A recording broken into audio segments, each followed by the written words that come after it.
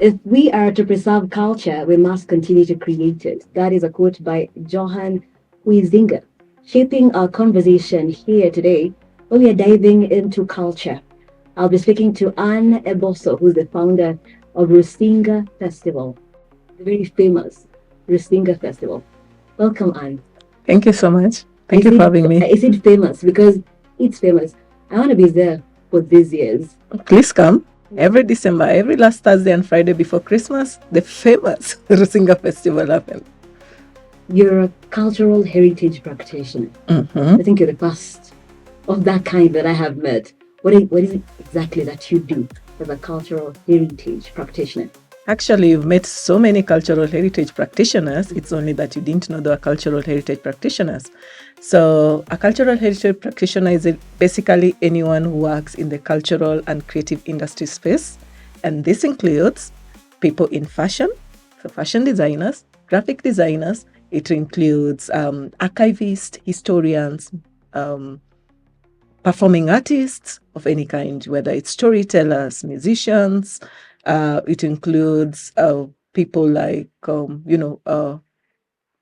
culturalists, people work in the museum spaces, and people who work widely in the, even in the literature, because the creative industry incorporates also literature. So yeah, you've been meeting them, but it's only that they don't introduce themselves as cultural heritage practitioners. Yeah. Good to know. So what work would entail with whatever cultural heritage someone is promoting at that particular point. So for example, if it is someone working on magazines, for example, writing stories, archiving stories, then they would be in that particular space. And for me, I run a cultural festival, and what entails my day-to-day life is mostly, of course, promoting the festival and the wider cultural heritage in whatever platform there is. So whether it's on print, whether it's in events, whether it's on any single space that I can get the opportunity to promote the cultural heritage. And then it also entails looking for funds to keep on creating more festivals and more events related to culture and heritage.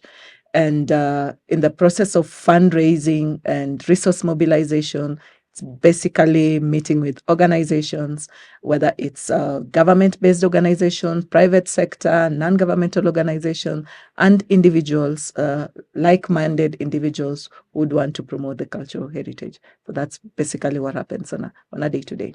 And the Rusinga Festival. Let's talk about it. The genesis and what motivation.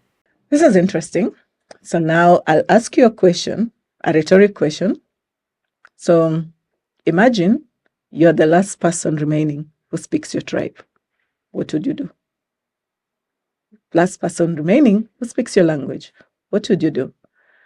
So in essence, I am looking at a generation or a people who are remaining speaking a particular language, and I'm looking at a language loss of a community. So this, I didn't originally, I never thought of this as a problem, but it became a problem when I got married to a Suberman and eventually had kids. And then that's when I realized, because at the point of which you are dating and getting married, he kept on introducing himself as a Luo man, and then eventually realizing it's not even Luo, he's Suba. And then I realized after historically, because of things that started pre-independence and during the colonial time, the Luo community assimilated the Abasuba community, and the Abasuba started carrying themselves like the Luos. So they would speak the Luo language, they had Luo names, they carried themselves as Luos, and eventually the Suba community became, their language and culture was listed in UNESCO's Red Book of Endangered Languages. And so this is a crisis that was, thrust upon me, and I wanted my children to have an identity, not to be confused on which heritage they belong to. And not just that, when a language dies, it affects different facets of our community's cultural heritage, and everything that is associated, there are cultural traditions that are associated with a language that disappear. So, for example, things that you didn't think about, like a song associated with a certain community, disappears. Poems, whether it's the poetry bit of it, whether it's the food, whether it's the naming system, just little things associated with cultural heritage that you didn't think about. They disappear when a language disappears, because then you want to adopt the ways of the new language. So, for example, when we were colonized, we tried to change our names from our traditional names to our English names, because now we associate these names with a language. And so when you look at it this way, then you realize a lot of things that can go wrong when a community loses its language. You realize this affects every sphere of their life, whether it's the cultural sphere, everything, including the political sphere, because then you are, in the sense of it, you are listed as a marginalized community. And when you are listed, yes, challenge. And when you're listed as marginalized, then at times you don't have to, it means politically, you don't have the voting muscles to decide on who your leaders are. And then in that sense, you realize when you can't make that decision, then you realize even in terms of getting the returns from it, the things that you should be getting, like education-wise, health-wise, and many other spheres of life, then it means you're not a priority in that sense. So it might look like a little thing like heritage, but then it affects all spheres of life. So based on this, these are the things that motivated me to start the festival. So the festival was born to try and revive the Suba language and heritage, and also to give my children a sense of identity, so they would know in which community they belong to. Yeah. If we can talk about your children, do they speak the Suba language? No, they don't speak the Suba language. It's a work in progress. So we are currently have very few Suba speakers, but we are using Festival is one of the platforms in which we are using to create interest in the Suba language.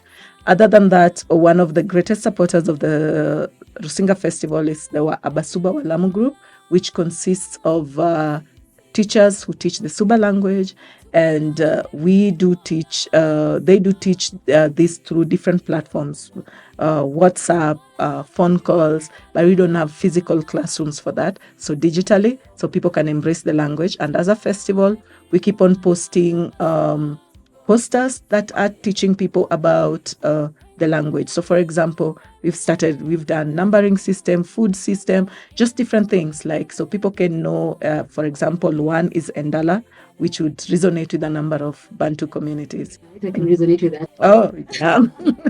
So, yeah. And then at the festival, during the festival time, we have a segment where the same teachers come and interact with the children, teaching them the basics of the language. So hopefully, in the near future, we'll have more spaces in which the language is taught. But as it is now, it's done digitally. And for the festival, for someone who's never been there, what does the festival entail? What are the kind of activities that happen? So the festival has a wide array of activities. So we have one, we celebrate our cuisine. So any traditional food you think around the Suba community. So we have the fish dishes, meat dishes, vegetable dishes. Some of the foods take weeks to prepare. So all these are showcased at the festival, but the preparation for the same is done by older women while they're passing skills to the younger women, so that people can know how certain dishes were prepared and are still prepared. And then it's a delicacy. So there are people who travel just for the food component. And now the festival gives them an opportunity to sample some of our traditional cuisine. The second thing we showcase is our cultural performances.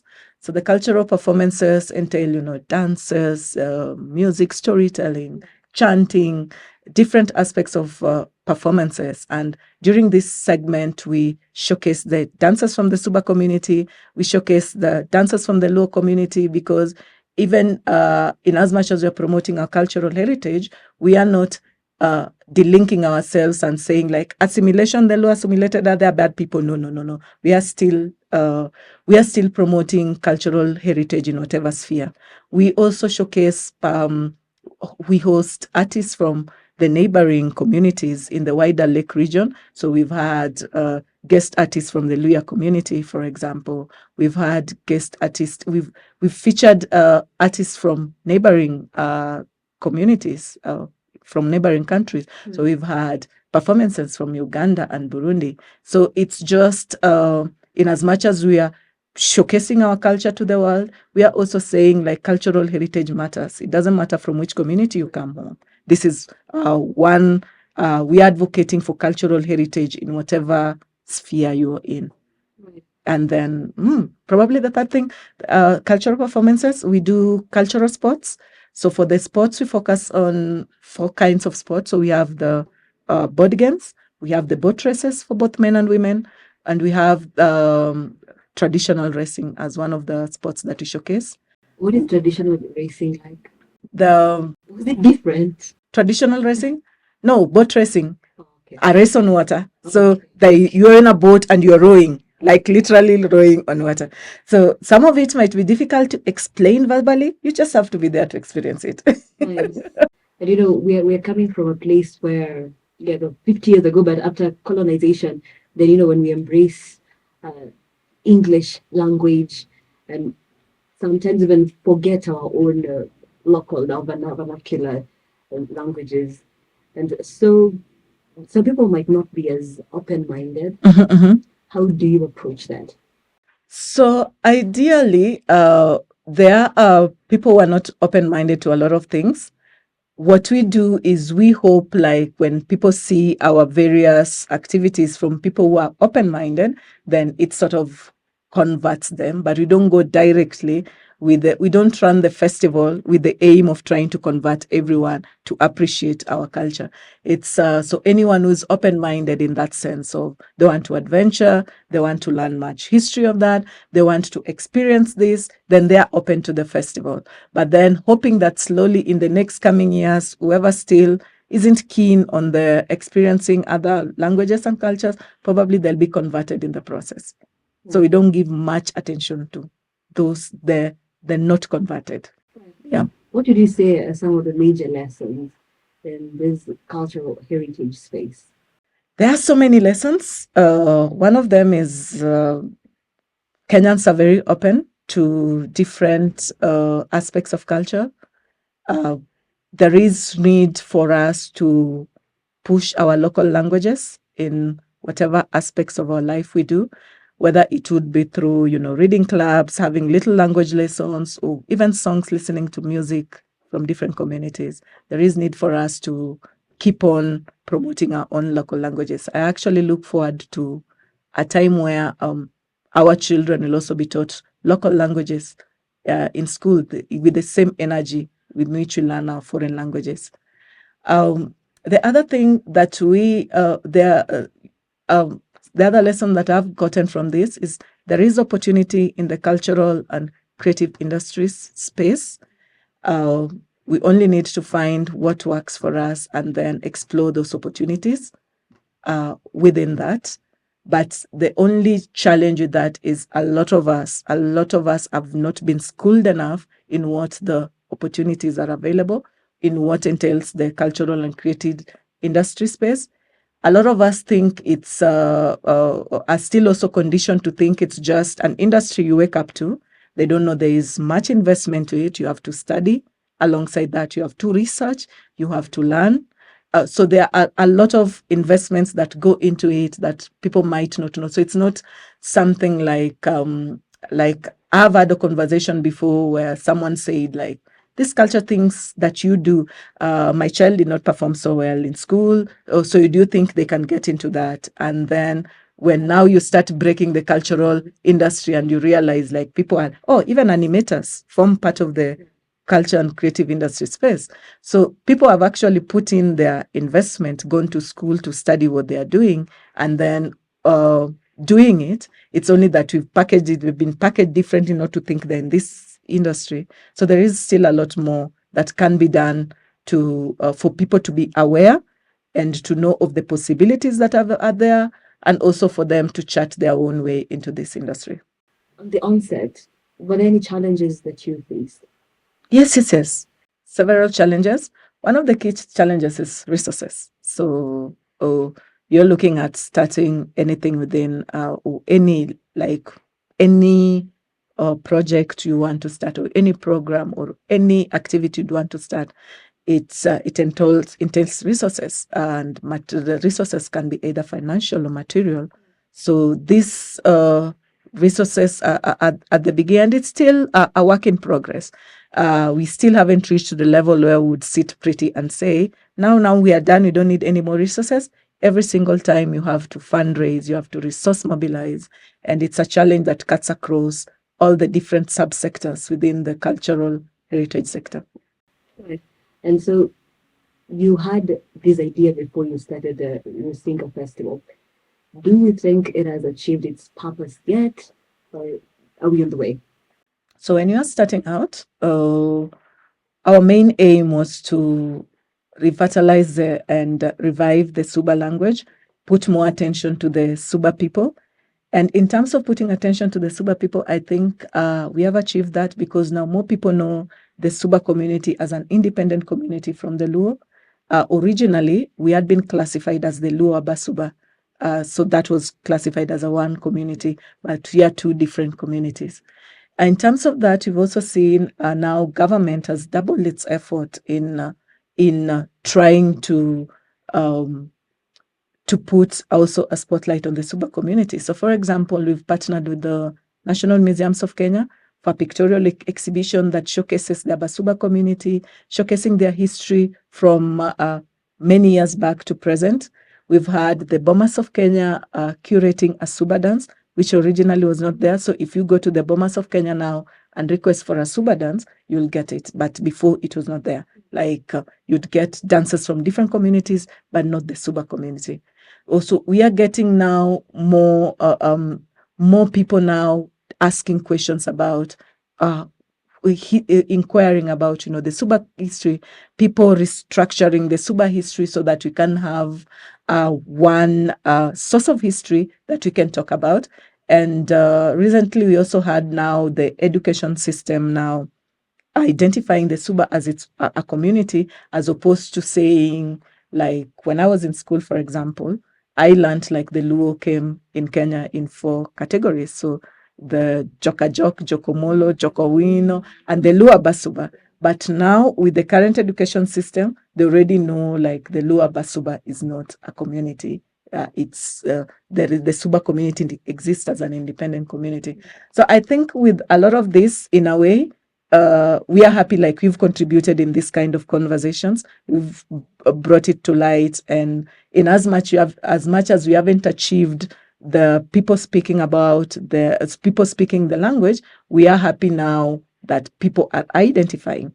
You go to Twitter profiles of some people, and now they call themselves as Sudanese, which was not there originally. So we are happy now. People are identifying. People are proud. The young people are proud of their heritage, and we are saying, even if you don't speak the language and you identify with it, you identify the community, then one thing is solved. So Yes. I know sometimes because of the different places that people live, like people who are within Mount Kenya region, they may not know much about Western Nyanza. People from Western Nyanza may not know much about the Mount Kenya region, Ukambani region.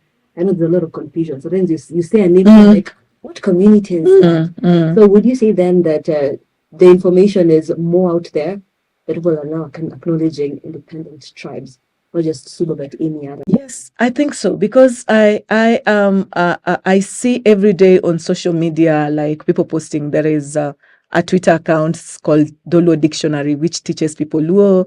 There is another one called Something Mumbi, which teaches people Kikuyu. I have seen some an account teaching people Kalenjin, giving different aspects, and I see a lot of people acknowledging this kind of content. And just recently, when we had demonstrations on the finance bill, for example, I saw civic education happening in different languages. People were posting something in Taita so that it could reach the masses, and people would talk about. So I think we're in that space where people are really want to identify, even if you don't speak the language. People want to identify with their communities and different elements of their communities. You see it even in whether it's weddings, people trying to bring that aspect out, or whether it's a musician launching an album in Swahili, but putting the album title in their whatever community they come from, their stage name. So different way. I think Kenyans are that space where we're acknowledging that. And in a way, also, we are at that space where we are adventurous enough to try and explore and understand what other different things mean to different people. For those who are seeking to get into this space, cultural heritage, where should they start? So number one, of course, I have there is a toolkit for cultural heritage practitioners. I contributed a chapter to it. It's called Skills for Culture. Right. That's a good place to start. You go to the African Digital Heritage website and you'll get it. It's downloadable. It's free. You get in content because the toolkit had different practitioners from different fields talking about different aspects and starting points. So there is different topics on from where to start out, how to look for funds and different things and how to execute that. So that's a good starting point. The next point would probably attend events around any events hosted by the cultural any cultural heritage practitioners, anything listed in the creative and cultural heritage industry, or anything around the creative economy, because a lot of things that fall within the creative economy are also part of the creative and cultural industries. So that's another point to start in. The other thing is just to, again, follow your passion. What are you passionate about? And then if it's within this, then start. Just start and do it. Right.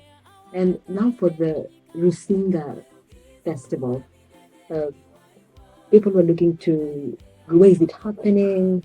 Where can we get more information? So Rusinga Festival happens on the last Thursday and Friday before Christmas for the last 12 years. This year would be our 13th year. It happens in Rusinga Island. Rusinga Island is in Homa Bay County. And Rusinga Festival has a presence on almost all social media platforms.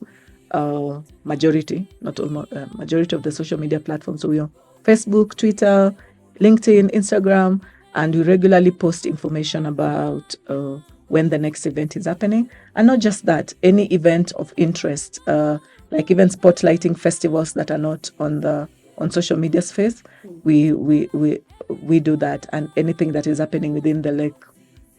Mm-hmm. And as we close, what is culture to you and why is it important? Culture is just a way of life. It's any way of life. When culture is what you eat, what you read, what you drink, what you speak. So I think culture as a way of life. Well, my mantra has always been cultural heritage matters. Culture defines me, and it's in the way of just like how I carry out myself and what I do. So, and I think it's very important it's a very important aspect in our life. It makes us who we are as a people. Thank you so much. Thank you for being part of the conversation. That is Anne Eboso, founder of the Rusinga Festival. Today in the show, we have been talking about the cultural heritage venture and promoting the creative economy as well. That is it from us here on the Groundbreaker podcast series powered by Take 6 Africa. I am Nancy Nalema. Until next time, bye-bye.